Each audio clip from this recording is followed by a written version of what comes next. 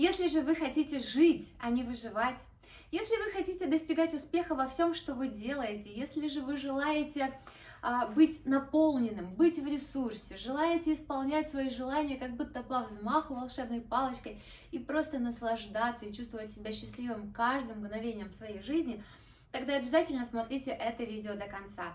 В этом видео мы с вами поговорим об энергии, о том, что это такое, зачем она нам нужна, какие виды энергии существуют и масса всего полезного.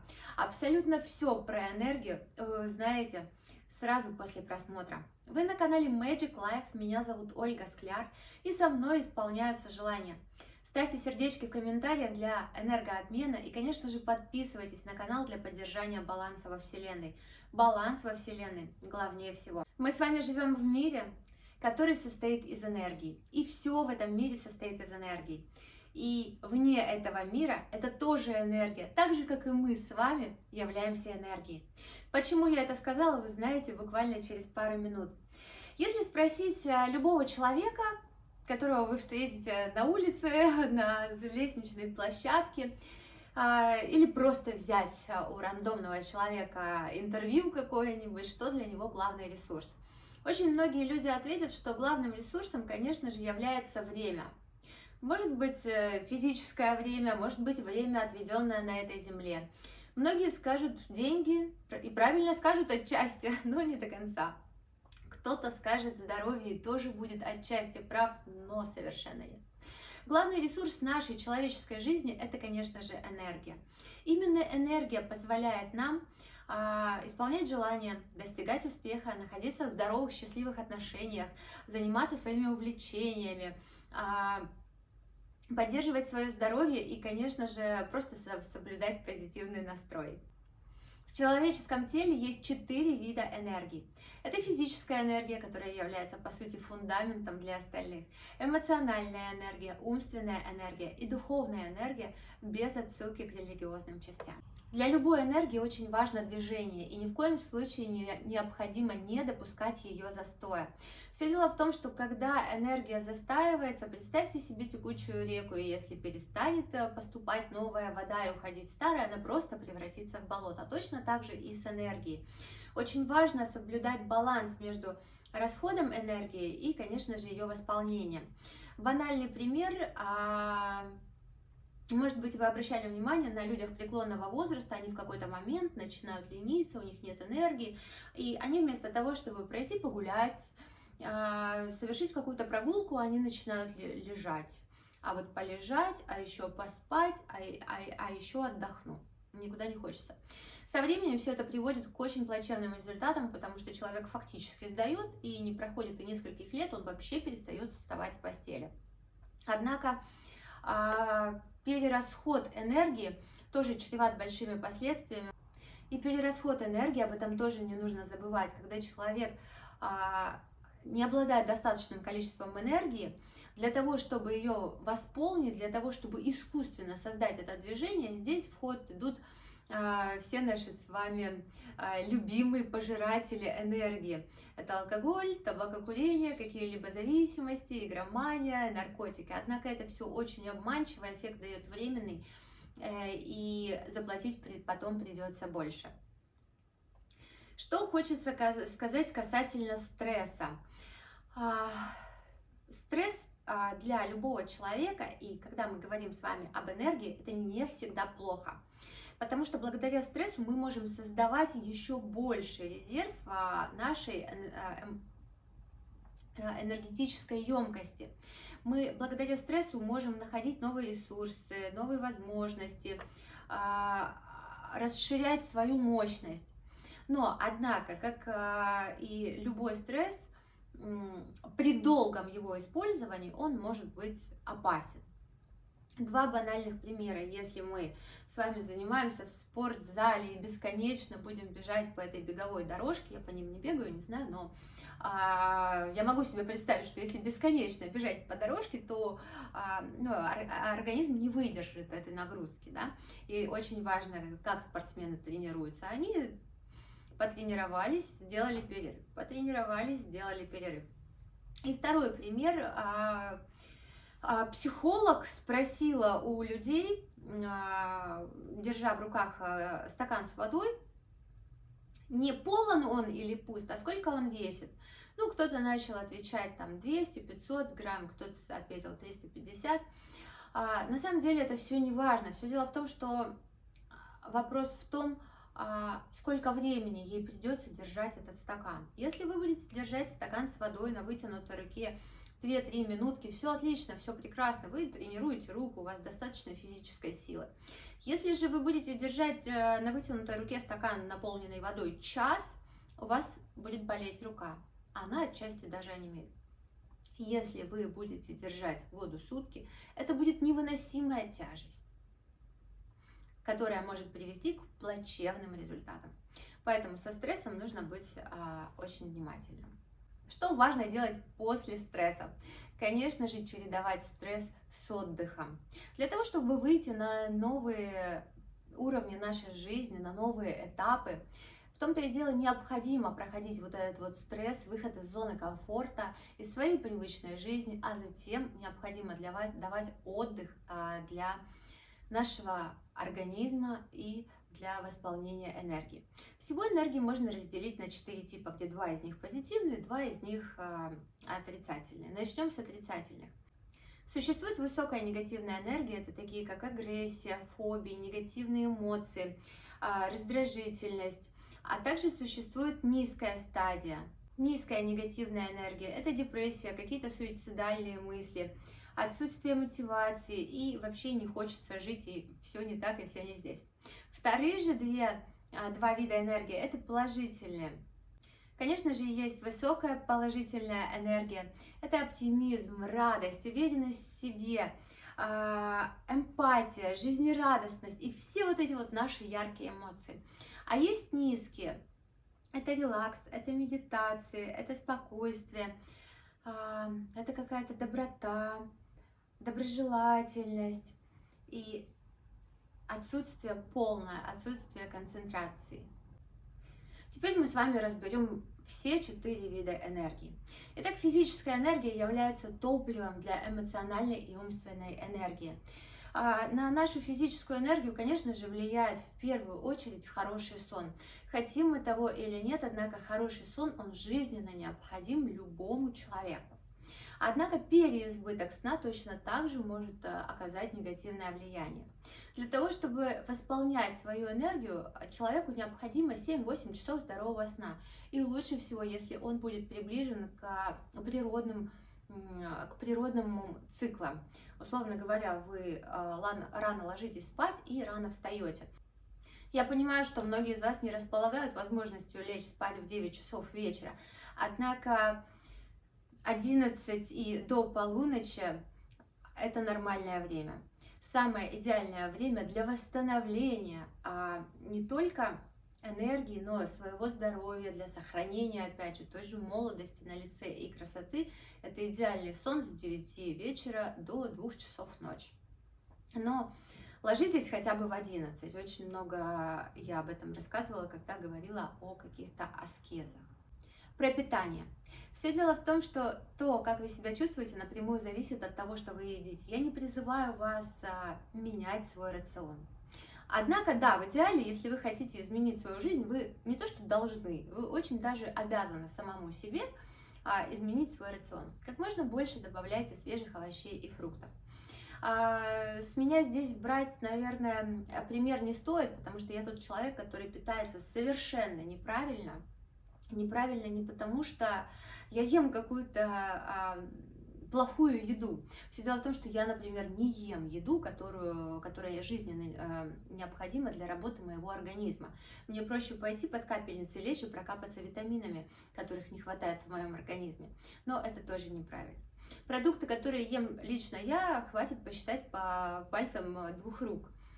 Я совершенно не ем мясо, не употребляю в пищу никакие фастфуды, не ем картофель, продолжать можно бесконечно.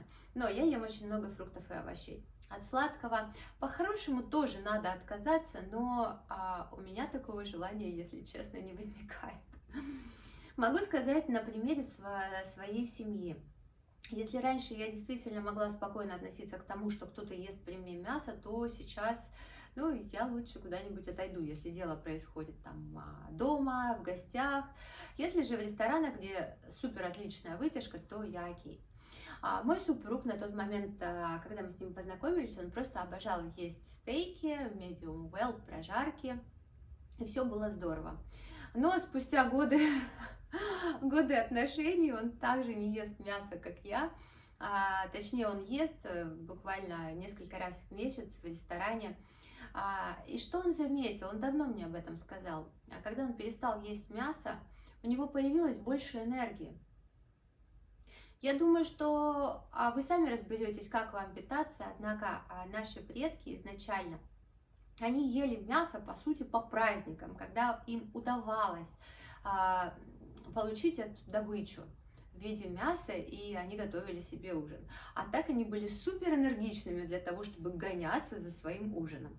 И еще один момент хотела сказать по поводу еды, почему я не ем мясо. Знаю, что многие сейчас меня захейтят в комментариях, но тем не менее я полностью понимаю проблему глобального потепления в этом мире. Меня беспокоит то, в каком мире буду жить я и любимые мной люди через там, whatever, 20, 40, 60 лет, в каком мире будут жить мои дети, мои внуки.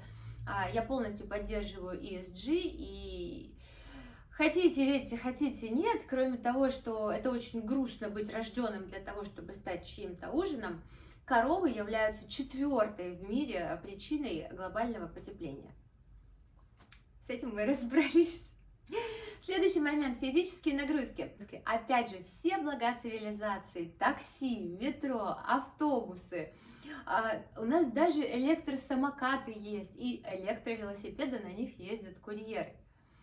Все дело в том, что если вы будете хотя бы минимальную физическую нагрузку давать своим мышцам, с каждым разом они будут укрепляться и становиться все лучше. Когда вы даете физическую нагрузку своему телу, давайте по-честному, намного приятнее в зеркале видеть отражение стройного, красивого, подтянутого мужчины, стройной, ухоженной, красивой женщины, нежели разъевшемуся человеку. Я за правду, я за красоту. Так что сердечки в комментариях обязательно ставьте за мою честность. Многие вам этого не скажут. Дальше, что касается физической энергии. Также физическую энергию нам помогает восполнить какие-либо дыхательные практики.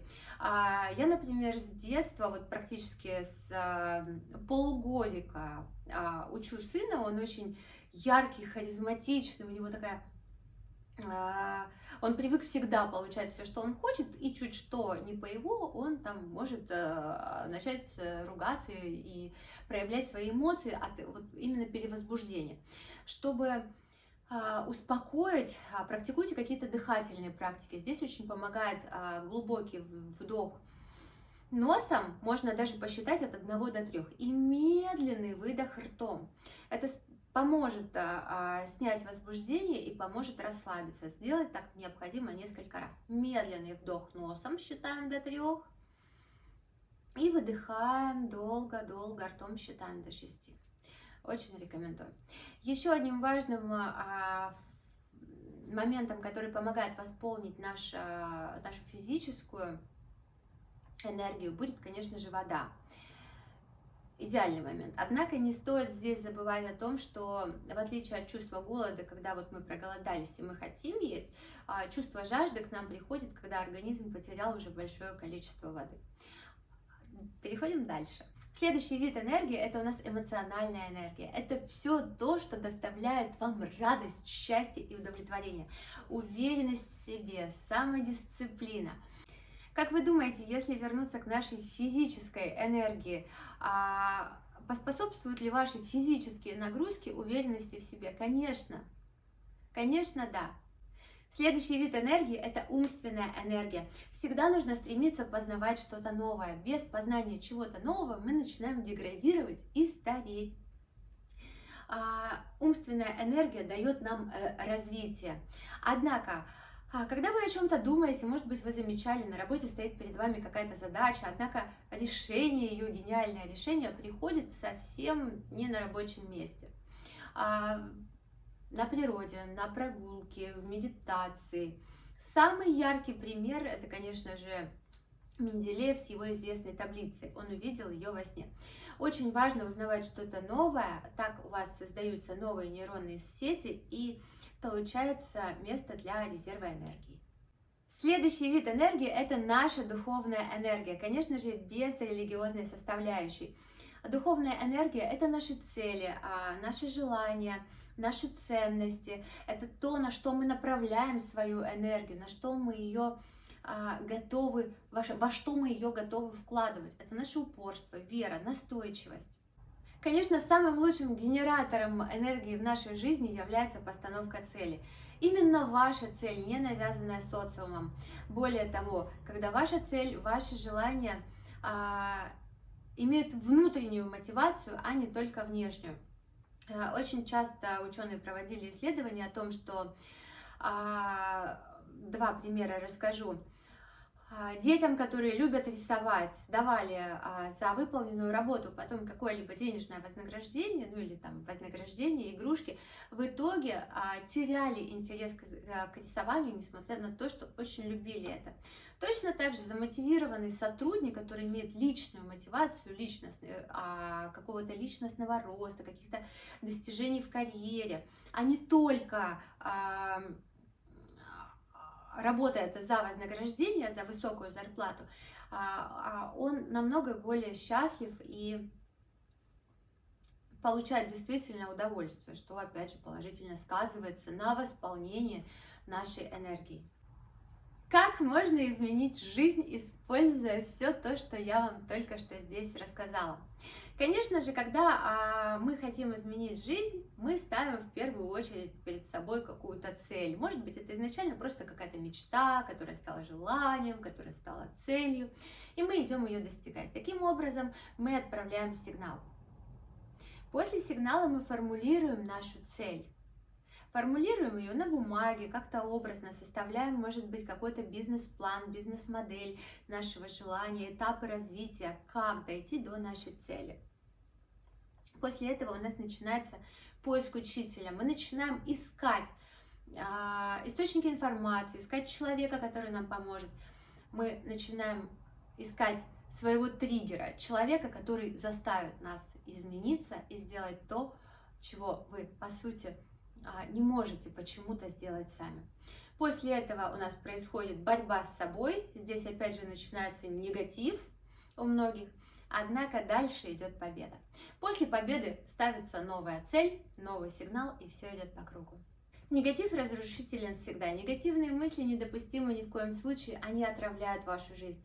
И очень важно, если негатив пробрался в вашу жизнь, будь то извне пришедший, будь вы просто раздражились, обязательно не забывайте делать практики, которые позволят вам не просто избавиться от негатива, а искоренить его на корню. Негативные мысли, они сродни какому-нибудь гниющему пальцу, который превратится в гангрену, он будет распространяться, особенно если вы о нем забудете. Изучайте себя постоянно. Кстати, по поводу обмена энергией и подарков. Если вы хотите видео, обязательно напишите в комментариях, я сделаю видео, что же такое подарки, как это влияет на обмен энергией между людьми, и я думаю, вам будет интересно. Конечно же, также хочется отметить позитивные ритуалы, которые являются инструментами управления энергией. Все те ритуалы, которые я вам даю, все те практики, все дело в том, что мы в этот момент наполняемся положительной энергией, мы концентрируем энергию, будь то час, будь то 5 минут. Любые ритуалы, они всегда положительно сказываются на вашей энергии. Более того, когда вы управляете своей энергией, вы управляете своей жизнью. В заключение хочется подвести итог. Итак, главным ресурсом в нашей жизни, в жизни любого человека является, конечно же, энергия. Существует 4 типа энергии. Это физическая энергия, основа всего остального. Эмоциональная энергия – это наше с вами удовольствие. Умственная энергия – всегда познавайте что-то новое, всегда развивайтесь, всегда двигайтесь вперед, иначе вы начнете просто гибнуть. И, конечно же, духовная энергия, она определяет, на что вы будете инвестировать свою энергию. Ставьте цели, проводите ритуалы, исполняйте свои желания. И обязательно ставьте класс, если вам было полезно видео.